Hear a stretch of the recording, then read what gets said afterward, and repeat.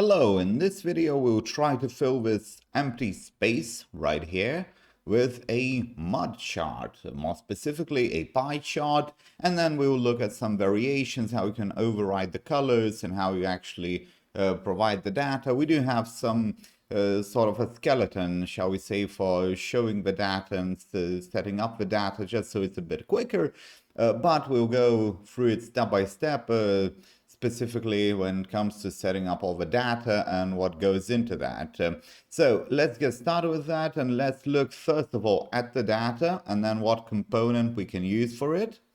Now, unlike the sort of line charts and some other arrangements here, pie chart is perhaps a bit more straightforward in terms of providing the data. You don't have to put in any sort of special types and variables and classes. If you want to learn more about line charts and customizing those, watch the previous video on the channel. It's sort of covered in depth, and you'll see it's a bit more difficult and it's a bit more complicated. But essentially what we have here, we have a few options. We have sales data, we have Q2 sales data, we have a year total data.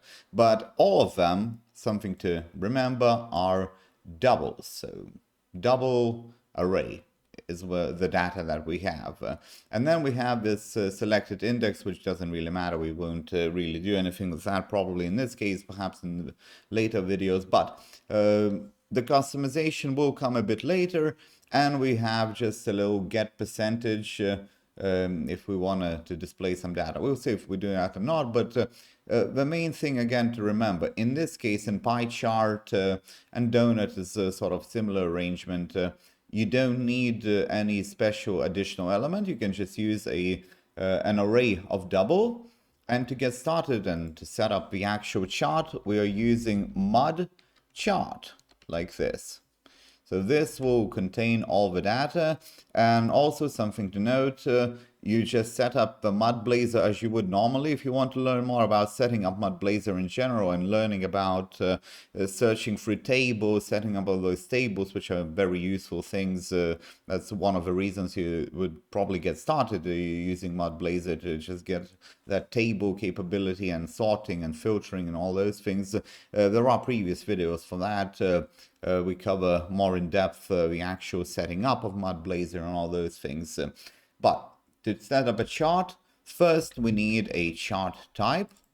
In this case, the chart type will be one of these enums, and it will be pie. So very simple. Chart type. First we determine the chart type, and then we need some data. Now we have axes, chart options. In this case, we do not need that. What we do need is the input data. Again, it's sort of more perhaps a straightforward arrangement when it comes to a pie chart, but still it is completely different, at least in this data input way, compared to, for example, the line chart. The way you provide data is completely different, and the documentation, although it's there, it can be a bit confusing. But essentially, this will take the sales data. So sales data, we set whatever we want, and we took a bit of a suggestion. Let's remove that so we kind of go step by step on this one. We have selected index, so we'll leave that.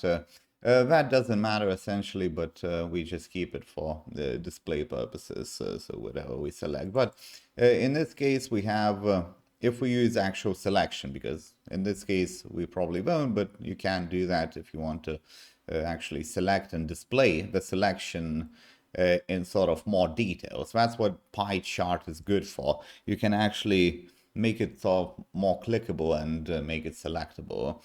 We can drop the selected index somewhere actually, just to kind of have it, I believe below the chart somewhere we can do a little mud text like that, and drop the, not the label, but can we do category label? Let's just do the index so it's easier to kind of see. Add selected index, doesn't matter, just so we can see the change happening. But essentially at this point we have some data provided. We will have input data, which is an array of double. Again, other chart types will be completely different. It's It's just different in general. But for pi and for donut as well, you will have input data. Pi and donut are always kind of the same. And then for selection, you have a selected index of an item, which is an index of the array, but it can get a bit tricky to actually understand. So before we go into changing colors and changing some design or styling arrangements, let's take a look at what this looks like, so we can then compare with the changes, because changes will be quite important at this point. So if we launch it, you can see right here we have a little number for the index, and we have a relatively beautiful, although generically colored pie chart, which we will try to change very soon. As it goes with the font, you can put a generic font throughout your application. That's a bit of a different thing. The main thing you can actually change here are the colors. And if, say, I select this value, just click on it rather than select. Really, in this case, it doesn't get highlighted. There isn't sort of that support for that feature. You can see the number here changes, so you can actually do and provide perhaps more detailed data on those certain things.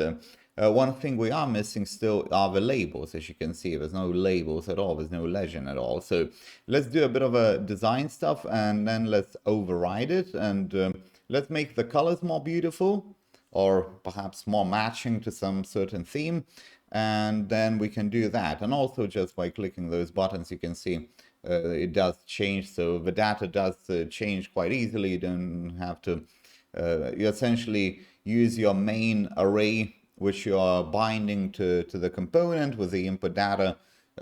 If we go back here quickly with the input data, that's your main thing. If you want to change it around, compare different quarters, like in this example, or different years or something like that, you can just change that main display, and that will be your display.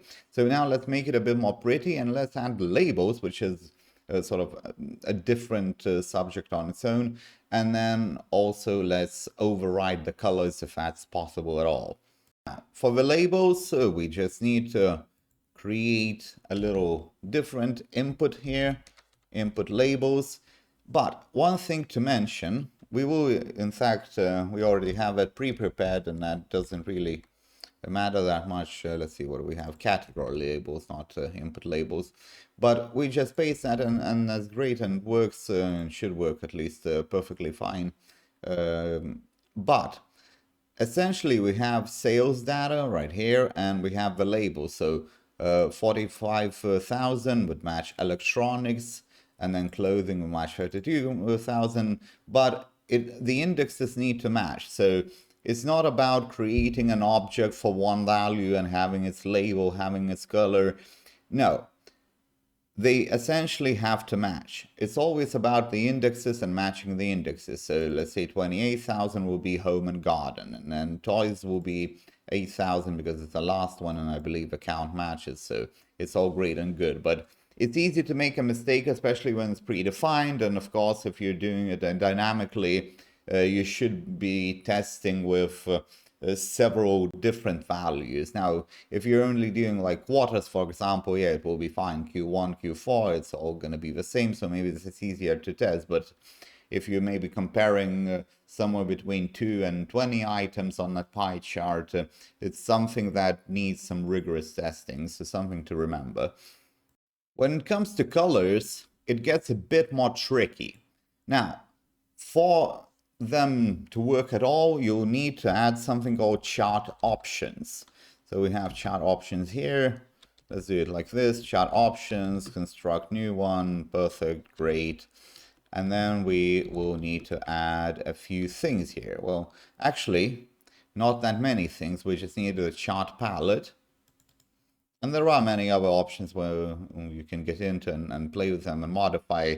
But this one is probably one of the trickier ones and more of a common ones, really, because you want to change the colors. You don't usually want to change perhaps too much in terms of size or anything like that. But the colors is where it gets a bit interesting. It is also an array. And as you can probably guess by now, the size of the array sort of needs to match the size of the whole representation. So we have 6 things here, And basically, if you want to have specific colors for all of them, you would need to have 6 colors in this string array, because it's a string of colors. Now, what we will try to do to kind of, we don't need that part, we need that here. Okay, perfect.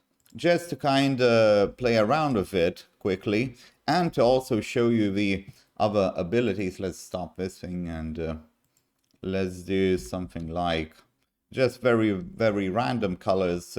Let's take the suggestion here, why not?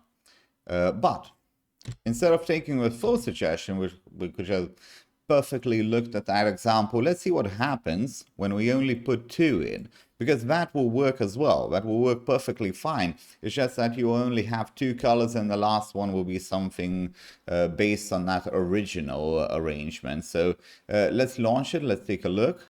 Before launching something I missed sort of, we need to actually apply the options. So we have chart options equals chart options. Now we can launch it and see what it looks like. So now this is the arrangement, not the prettiest one, of course, but that's kind of a problem with colors. You do need to respect those indexes. You do need to respect the length of the array that you are presenting on this chart. And then you need to match the same amount of colors as well. So if we go back a bit, and now add some few more random colors, let's say. Let's see if we can get a little suggestion somewhere. Okay, 0, 5, whatever. We can have more colors, and more colors.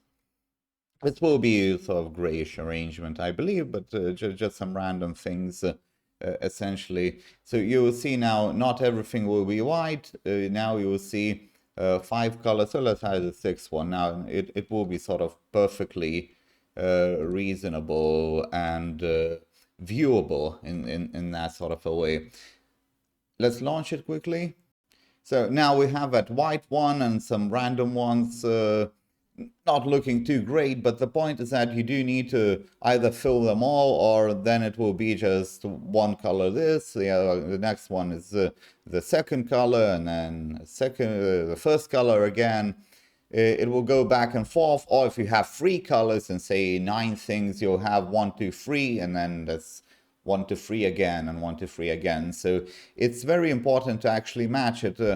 But also something to note, it's usually best to actually absolutely make sure to do it, because it does work. But if, say, we go on the black one, yeah, the chart, the piece of pie is looking perfectly fine. However, we cannot see the text, and text is working fine, but we just cannot see the text. And then the white is part of the background. So something to think about. And as you can see, it changes as well with the colors. But if you are adding your own custom colors, which you will be doing because you want to match your custom design, be absolutely sure that you match the exact length of the array that you represent in your chart with the color array. You can write up some randomizer perhaps, or make it sort of grayscale kind of thing, or something of that nature, but make sure all of them are work, because as you can see, black one doesn't work on black. You can change perhaps the letters, but then you run into the same challenge from the other side. So something to be very careful about. And with that said, we will conclude this video.